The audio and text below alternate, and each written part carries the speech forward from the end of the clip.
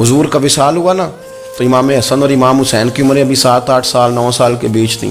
تو حضرت مولا علی شیر خدا رضی اللہ تعالیٰ عنہ کے ساتھ امام حسن آئے مسجد میں. تو ممبر پہ بیٹھے ہوئے دیکھا حضرت ابوبکر صدیق کو, تو کہنے لگے نیچے اترنا, میرے نانا کا ممبر ہے.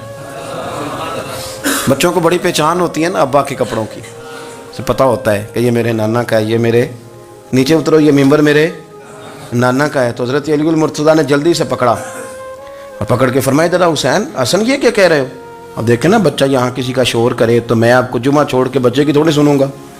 میں کہوں گا کہ بھائی ٹھیک ہو گیا, بچے کو لے جاؤ ذرا اسے پیچھے کرو, جمعے کے بعد بات کرتے ہیں. لیکن وہ تھے نا رسول اللہ کے نواسے, اور حضرت ابوبکر صدیق عظمت اور شان کو سمجھتے تھے. انہوں نے کہا نیچے اتریے, میرے نانے کا ممبر ہے. تو حضرت صدیق ایک بار نیچے اتر کے کھڑے ہو گئے. تو ایک جملہ, باقی بزرگوں نے بھی بڑا کچھ لکھا ہے, پر یہاں ایک بات شاہ عبدالعزیز محدث دہلوی نے لکھی ہے. حضرت صدیق ایک بار رو پڑے, کہنے لگے حسن اگر ممبر تیرے نانا کا ہے تو ابوبکر بھی تو تیرے نانا کا ہی ہے نا, یہ کو باہر سے تو نہیں نا آیا, یہ بھی تیرے نانا کا ہے. تو حضرت امام حسن ہنسنے لگے, فرمانے لگے ٹھیک ہو گیا, بیٹھ جائیں ممبر پہ, پڑھائیں جمعہ.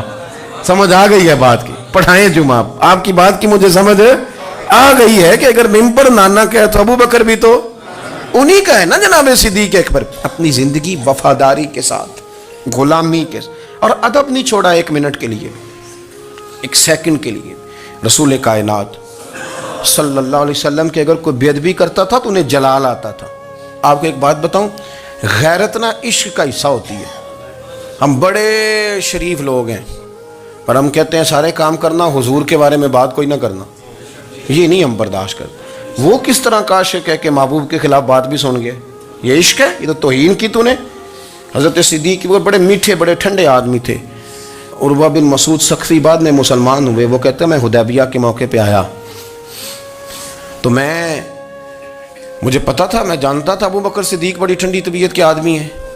کہتے ہیں نبی پاک صلی اللہ علیہ وسلم کے گرد نا میں نے حالہ دیکھا غلاموں کا, کوئی ہاتھ باندھے کھڑا ہے, کوئی پانی کا قطرہ لینے کے لیے کھڑا ہے, کوئی وضو کا بچا ہوا پانی لینے کھڑا ہے. تو چونکہ وہ آئے تھے کافروں کی طرف سے تو تنقید کرنے والے کو کہانیاں بڑی مل جاتی. تو فوراً عروہ بن مسعود ثقفی کہنے لگے اے محمد ابن عبداللہ صلی اللہ علیہ وسلم, آج یہ آپ کے گرد کھڑے ہیں, پر جب تلواریں چمکیں گی تو دوڑ جائیں گے. تلواروں کے سامنے کھڑا ہونا آسان نہیں. تو حضرت صدیق ایک بار پیچھے کھڑے تھے, نبی پاک ٹھنڈے مزاج کے آدمی, پر بات ہوئی تھی نا سرکار کے بارے میں, تو دوڑ کے آگے آئے اور اتنا سخت جملہ کہا. کہنے لگے جا کے لات و منات کی شرم گاہ چاٹ, تو کہتا ہے کہ ہم حضور کو چھوڑ جائیں گے؟ میں نبی پاک کے باقی غلاموں کی بات نہیں کرتا, تیرے پاس جتنے سور میں ہے نا تو سارے لے کے آ, اور نبی پاک کے دفاع کے لیے صرف ابوبکر کی تلوار ہی کافی ہے. تو لا, تیرے پاس جتنے سور میں ہے لا میدان کو, لا نا تیرے پاس جتنے سور میں ہیں. تو کہتا ہے یہ دوڑ جائیں گے. فرمایا تو نے ابھی ہمارا رخ دیکھا نہیں نا, تو آ نا ذرا میدان میں, تو میں تجھے اکیلے کو بتاتا ہوں کہ کس طرح حضور کا دفاع کیا جاتا. عروہ بن مسعود ثقفی کہنے لگے یہ کون ہے؟ دیر کے بعد ملے تھے نا, یہ کون ہے؟ انہوں نے کہا یہ ابو قحافہ کے بیٹے ابو بکر صدیق ہیں. تو عروہ بن مسعود کہنے لگے یہ تو بڑی ٹھنڈی طبیعت کا بندہ تھا. انہوں نے کہا ٹھنڈا ہی ہے, ہم شریف بڑے ہیں پر حضور کے غلاموں کے لیے, اور اگر آئے کوئی شریر, اگر کوئی آئے تو چلو کسی درویش دی گل کر لینے.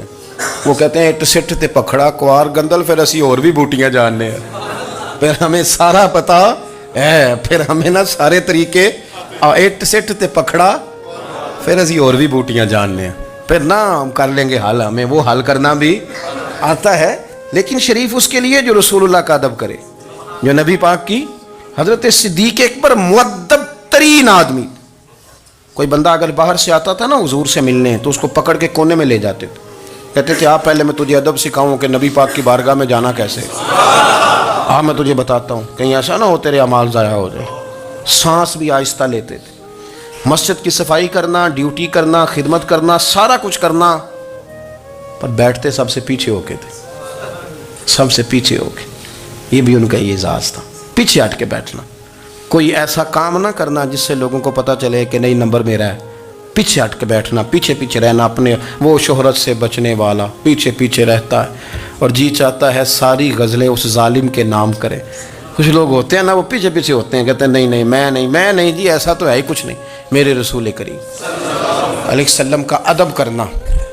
ہم نے نا ساری زندگی سنا ہے کہ الامر فوق الادب, کہ جب حکم آ جائے تو پھر حکم ماننا ہے، ادب.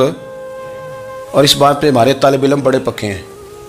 مرید آج کل کے اس مسئلے میں بڑے کہتے ہیں صاحب نے خود کہا ہے کہ خیر صلاح ہے. انہوں نے خود کئی دفعہ کہا ہے جی تسی بڑے سیانے ہو، تانوں مطلب دی گل دی سمجھ جلدی لگتی ہے. انہوں نے خود کہا ہے کہ ٹائم ہو تو آیا کرو. یہ کب انہوں نے کہا ہے کہ مجبوری ہے روز ہی آنا؟ یہ انہوں نے کب کہا؟ ان کو بھی تو پتہ ہے نا مجبور ہے. تو آپ کو بھی تو پتہ ہے نا کہ ان کا آپ سے پیار ہے. آپ اس پر بھی تو تھوڑا غور کریں نا. لیکن ہم مرضی کا وہ ایک آدھ فکرہ نا، مرضی کا. وہ ایک طالب علم یہاں سے گیا تو میرا دل نہیں تھا جائے، تو وہ کہنے لگا جی مجھے حضرت صاحب نے خود کہا ہے، حضرت صاحب نے خود کہا. میں پوچھ کے آیا ہوں. تو جو ہمارے کچھ سنگی تھے بیچ میں پیار والے، وہ کہنے لگے وہ آندہ میں پوچھ کے آیا. میں کیا آندہ وہ بھی ٹھیک ہی ہے. تو انہوں ساکھیا سی میں جاواں تو میں انہوں کی آندہ. میری بات کی سمجھ آئی ہے نا جی. جب ارادہ ہوا تو پھر ابے کو منا کے بھی آ گئے. جب ارادہ ہوا تو ابا جی کو میں نے جانا ہے بزرگوں کے پاس ملنے جانا ہے. اور جب ارادہ نہ ہوا تو کہنے لگے حضرت صاحب نے خود فرمایا ہے کہ ابا راضی ہوگا تو اللہ راضی ہوگا. چھٹی مرضی کا ہے نا مزاج، تو مرضی کی کہانی. تو میں الحمدللہ مجھے تھوڑا سا پتہ ہے، ویسے بھی اپنے بال بچے کا پتہ ہوتا ہے. ہیں جی کی آندے نے پیداندی کے جیندے سال ہی ویکھی دے نے. مجھے بھی پتہ ہوتا ہے کہ آج کہاں کہاں کس کس انداز میں کیا کیا کہانی ہے، کہاں کہاں کیا سٹوری ہے. تو کبھی کبھی یہ سارا پیار ہی ہے، یہ بھی سارا اس میں بھی پیار ہی ہے. پتہ چل جاتا ہے کہ کل کہاں سے بات کر رہا تھا اور آج بات کہاں کر رہا ہے. یہ اپنا اپنا مزاج ہوتا ہے نا، اپنی طبیعت کے مطابق چلنا ہے. سنا یہی ہے کہ الامر فوق الادب، کہ جب حکم مل جائے تو پھر ادب نہیں کرنا، پھر حکم پہ. پر حضرت صدیق اکبر نے نرالا ہی کام کیا. حضور سید عالم صلی اللہ علیہ وسلم ایک صلح کرانے گئے، فرمایا میں دیر سے آیا تو جماعت کرا لینا. عصر کی نماز کا وقت ہو گیا، سیدنا بلال حبشی نے اقامت پڑھ دی. صدیق اکبر مصلی پہ کھڑے ہو گئے. اتنی دیر میں حضور بھی آ گئے. نماز میں لقمہ وہ دے گا جو نماز میں شامل ہو.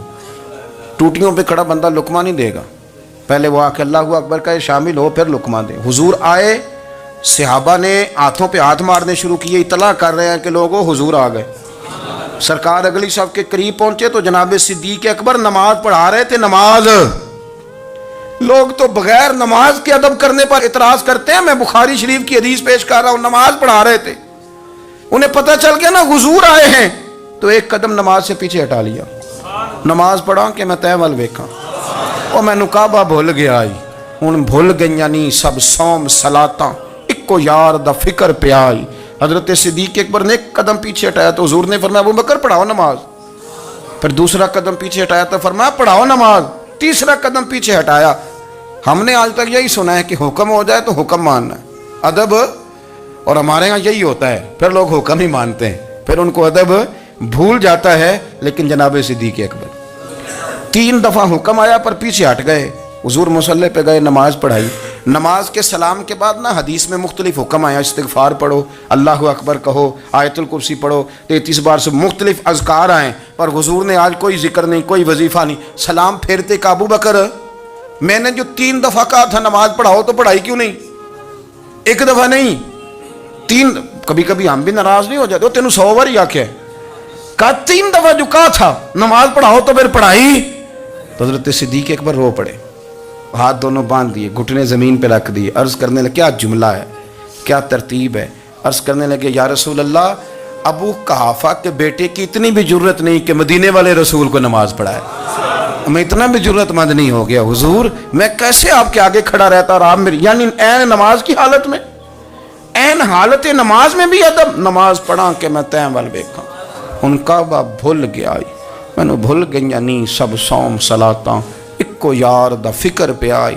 دوستو حضرت ابو بکر صدیق رضی اللہ تعالیٰ عنہ کا عشق، ان کا پریم، ان کا پیار، ان کی باتیں. ایک دن نا حضور کے وصال کے بعد اچانک نہ اس طرف جا رہے ہیں، خاصے مسجد سے دور چلے گئے. تو حضرت عمر تھوڑا طبیعت کو جانتے تھے، جناب عمر پیچھے دوڑے، کہنے لگے کدھر جا رہے ہو؟ چپ کر گئے. کیا ہوا، کدھر جا رہے تھے؟ ابو بکر سیانے بندے ہو، امیر المومنین ہو، کہاں جا رہے؟ تو رو پڑے. کہنے لگے ایک دفعہ نا حضور سفر پہ گئے ہوئے تھے تو اس طرف سے واپس آ گئے تھے، تو مجھے خیال آیا شاید اس طرف سے آ نہ رہے ہوں. حضرت عمر رو پڑے. کہنے لگے ابو بکر اب تو حضور نے پردہ کر لیا، جنہاں دے دل بر جانی وچھڑن، کون روے پھر تھوڑا. سب روگاں دا روگ محمد جس دا نام آپ ساری سیرت کی کتاب میں پڑھ لیں گے تو ابو بکر صدیق کا وصال کس بیماری سے ہوا. لوگوں نے قول کیے ہیں کہ وہ سانپ کا زہر آ جاتا تھا، فلاں چیز تھی، لیکن کو بندہ وجہ تلاش کر سکا؟ کیا وجہ تھی وصال ہو گیا؟ کیا بیماری تھی؟ کیا تکلیف تھی؟ باقی وجوہات آپ کو ملیں گی. حضرت عثمان غنی شہید ہو گئے، حضرت عمر شہید ہو گئے، مولا علی، ابو بکر صدیق چلے گئے 63 سال کی عمر. وجہ کوئی نہیں بتائے گا. جب شدید بیمار ہوئے تو حضرت عمر فاروق نے ایک طبیب بلایا، بڑا سیانا تھا. اس نے سارا چیک کیا تو نباز تھا. کہنے لگا یار کوئی بیماری تو سمجھ میں نہیں آتی. تو حضرت عمر تھوڑا سا جلال میں، یرانہ تھا نا، جلال میں کہنے لگے ابو بکر مسئلہ کیا ہے؟ دن بدن کمزور ہوتے جا رہے، نماز پڑھانے کھڑے ہوتے تو ٹانگیں کانپتی ہیں، مسئلہ بتائیں کیا ہے؟ طبیب اتنا بڑا ہے، یہ تو بندہ کا چہرہ دیکھ کے بیماری بتا دیتا ہے، اور یہ کہہ رہا ہے کوئی بیماری نہیں. تو حضرت صدیق اکبر خاموش ہیں. پھر حضرت عمر کہنے لگے ہم سارے آپ کی وجہ سے چلتے ہیں، لوگ سارے پریشان ہیں، آپ حضور کے جانشین بتاتے کیوں نہیں؟ جب تیسری دفعہ کہا تو حضرت صدیق اکبر کہنے لگے عمر زیادہ باتیں نہ کر، تجھے پتہ نہیں مجھے کیا بیماری ہے؟ نہیں پتہ تو میں بتاؤں؟ نہیں پتہ تجھے، بول. تو جناب عمر رو پڑے. کہنے لگے ابو بکر مجھے پتہ ہے، آپ کا دیدار کے بغیر کام نہیں چلتا. وقت نا لمبا ہو گیا، چر ہو گیا، میں ترلے لیندیاں کدی موڑ میرے ول واگا، خواب میری وچ ایک وار دیاں میں ساری عمر نہ جاگا. مجھے پتہ ہے آپ کے مرض کا، پر ابو بکر امت کو ضرورت بھی تو ہے نا. تو حضرت صدیق اکبر کہنے لگے بس ہو گئی ہے، اب میری وصیت یاد رکھنا، جب میں دنیا سے جاؤں تو اٹھا کے میرا جنازہ قبر رسول پہ لے جانا، اور پہلے پوچھ لینا کہ ابو بکر حاضر ہے، اجازت ہو تو مجھے دفن کر دینا، ورنہ جنت البقیع میں. تو لوگ کہتے ہیں ابھی جنازہ ہی رکھا ہی تھا کہ دروازہ اندر سے خود بخود کھل گیا اور آواز آئی اب دیر نہ کرو، محبوب کو محبوب کے ساتھ ملا دو. پانی پر نہ سہیلیاں رنگا رنگ کڑے، اسی پریا اس دا جانی ہے جس دا. میں نے شروع میں ایک بات کی تھی کہ اپنی خواہشات کو نا حضور کا غلام بنا دیں، سوچیں سمجھیں کہیں وہ لفظ جو مدینے والے رسول کو پسند ہیں، پھر دیکھنا مسلمان ہونے کا مزہ آئے گا، پھر ذائقہ نصیب ہوگا. اللہ ان کے درجات بلند فرمائے. آخر دعوانا